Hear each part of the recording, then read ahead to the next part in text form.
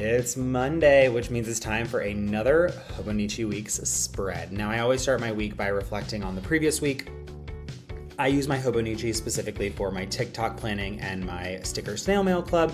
So I'm just pulling all my sales numbers because I love to be able to go back and look at those later. We're trying to get to Chicago Stationery Fest, so I'm just reporting how close we are to the goal. And then I jump into this week, the week of December 22nd. I start by splitting my weeks on the left into 3 sections: content, tasks, and posts. And then I'm just making sure that I post at least once or twice a day this week. A couple days, I'm gonna do 3, but once we get into that Christmas season, the 24th to 25th, I'm like, if I can just get a TikTok up, I'm gonna be really happy. I also like to just rough outline some ideas like, the ink event calendar, or do a spread, or post your Hobonichi.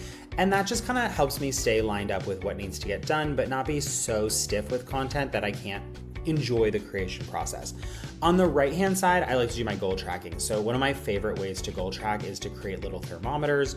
With those thermometers, I fill them up as the week is going, as we're getting closer to the goal. This week, my goal is 20 sticker sales, and I just make a note that it's Christmas week because I think it's really important to remind myself that this is not the week to be the world's most productive business owner. It is the week to have a good time, relax, track the goals, stay consistent with my TikTok, but not get so hung up on being perfect.